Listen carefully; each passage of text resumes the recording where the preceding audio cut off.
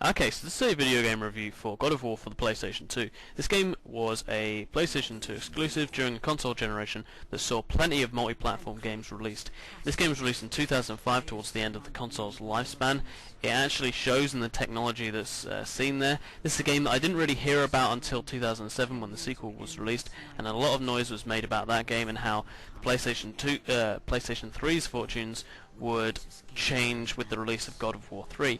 It also seemed to show up on a lot of best PS2 game lists, which I considered interesting given that I hadn't even heard of it. So simply on that basis I thought I'd buy it a couple of months ago and see what the big kerfuffle was.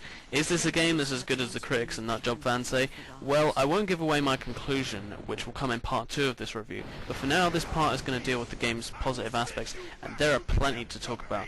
I may not even be able to get through all of them as I would want, but to begin with, what is God of War and what's it all about? Well, it can best be described as a 3D action game steeped in Greek mythology. You play as Kratos, a character who, at first glance, doesn't really appear to be all that interesting a character. I mean, after all, he just simply looks like a great big steroid-using warrior with little on-board loincloth.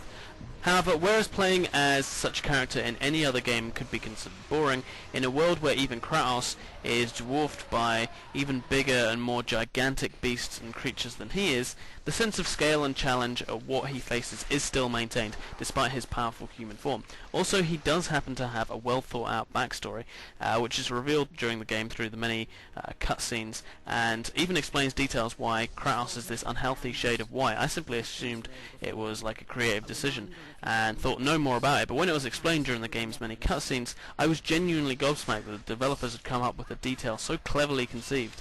The story is one of the best features of God of War, which I won't spoil for anyone who hasn't played it, and the cutscenes are excellently shot, and to hear the next part of the story was the game's biggest incentive for slashing your way through the game's many foes. In fact, they look almost of film quality, do the cutscenes, and you have to hand it to Sony for deciding on the art style, which looked imaginative, it looked bold, and which also had pretty decent voice acting for the most part.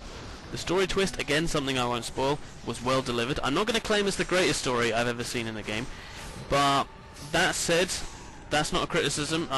Warcraft 3 is an excellent game, but it's clear that a lot of effort has been put into this game and its narrative, and it's noticeably of a higher quality than so many other titles that you'll see throughout that generation. I feel they've done a great job of fleshing out this ancient world and making it seem instantly recognisable, even if barely any of the characters actually speak like they're actually Greek. By choosing such a setting, Greek mythology, legend, all that sort of stuff, the developers have an almost limitless story potential, which makes the news of God of War 3 being the last in the series both surprising and admirable. I imagine that developers could have released sequel after sequel, and many would have happily just lapped it up, but to just put your best material into a game series and not milk it for all it's worth is again commendable. I love the fact that it's based on Greek mythology, but if someone had said to me at the time that a new Sony flagship title would have been based on that, I would not have believed them. Now let's get into the gameplay. What do you do in God of War? Well, you chop down any creatures that get in your way. Pretty much, there are 5 collectibles along the way to collect. However, unlike many other games, all the collectibles in God of War are useful to your adventure. Many games, they add collectibles as a way of increasing longevity of the game artificially, making the player collect a whole bunch of crap along their way if they want to unlock important gameplay modes or features, which I'm completely against. The health, magic, and experience orbs in God of War are all necessary to your adventure if you want to stay alive and beef up your skills, and you will actively search out these chests of items. So they've really designed a game that incentivizes you to collect all these things. You'll be swimming, jumping, climbing, and much more throughout God of War. And as I played it, I couldn't help thinking of the Prince of Persia games. I happened to really like Sands of Time when I first played it, and while these games share so much in common, just a general feeling when you play them, the puzzle and platforming elements to fighting ratio in each game is very different. For instance, in the Sands of Time, you puzzle or platform, i.e. getting where you need to be going, about 70 to 75% of the time, and the other 25 to 30% is spent in combat, if that. In God of War, it's pretty much the other way round, so more time is spent during combat. All of the mechanics for swimming, climbing, etc., jumping, all that sort of stuff, are done well. In fact, you can't drown in the game, which was a real big positive for me.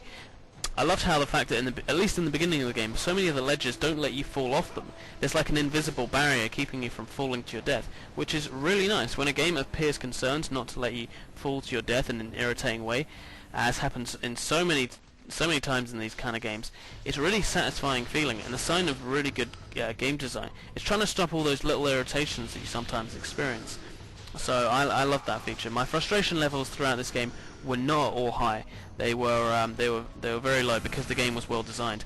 And even though you will die loads of time, it's not usually from bad design. It's just the fact that there was an enemy that was a little bit tougher than you, and you just need to go back and make sure you hand them their arse. Now, even things like balance beams or swinging on ropes are made enjoyable in God of War. The balance beams genuinely rely on precision movement to cross. The rope physics are impressively done. Little things like when you die a whole bunch of times, the computer will ask if you want to play on a lower difficulty. Nice touch. And the save points are well placed throughout the game. Not too many, not too few, with some checkpointing into the bargain. The difficulty on normal mode is quite manageable, and there should be something for any level ability. The spells are fully upgradable through putting experience points you require towards more powerful versions in the start menu, simple to cast as well. The game has loads of blood and gore, which helps the credibility of the game. There are button command response mini-games, which usually end in a finisher on the opponent. They're not boring to go through, and they look pretty good, although they weren't quite as awe-inspiring as when I saw the God of War 3 trailer, but that's what happens when you play games years after the release. The controls are easy and intuitive, and if you're hopeless at reacting to on-screen button finishes, you can still kill your enemies by slashing at them repeatedly. Admittedly, this takes a wee bit longer and doesn't work for bosses, but it does prevent the mini-games becoming a little bit tedious. The music is epic, and the main theme, while it's played about 1,000,000 times throughout the game, at least it creates a tune and a brand around the game. And much like Zelda, the Zelda franchise, when you hear God of War's theme tune, you'll recognize it immediately. It's been cleverly woven into the game. Well, maybe not cleverly woven into the game. Maybe it's just been sledgehammered into your head so many times.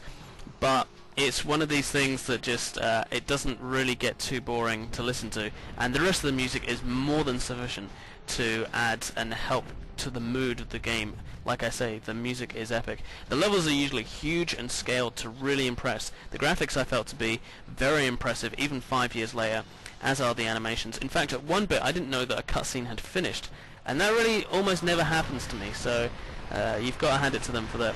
I particularly like the colour palette. It's easy to make a bloke's game, or what is probably aimed at the male market, 1,000,000 shades of black, grey and red. But as someone who really enjoys colour in his games, I found God of War to be pleasing on the eye, and all the environments had exceptional detail.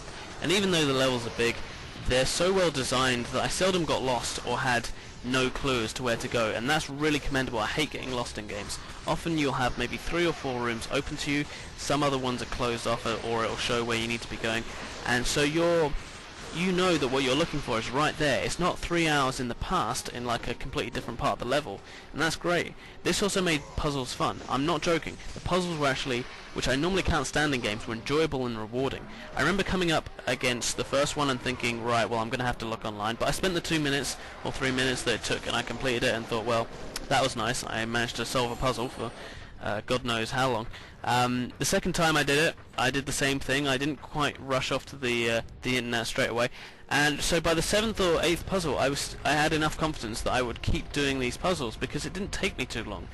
And again, unlike some games like the Zelda franchise, which I've got nothing against, the puzzles are so much better than those ones where you have to get an item from a previous dungeon, or get an item from one end of this huge world map and then travel across, like, takes hours or something to complete a very obscure puzzle. No, the puzzles in God of War, they're made up, well, the game is made up mostly of rooms, many of which become closed off when they're not needed. So this focuses the player on where they've just been, in those few rooms, and the tools for solving the puzzle are usually right there in the room that they're even in. So points for them for making the puzzles just so much easier, and something that you don't have to think, oh, alright, where do I need to be, and go through all the different rooms that you've been in. So I'm going to leave it there for God of War. In part 2 I'm going to be discussing the game's drawbacks and give my final conclusion.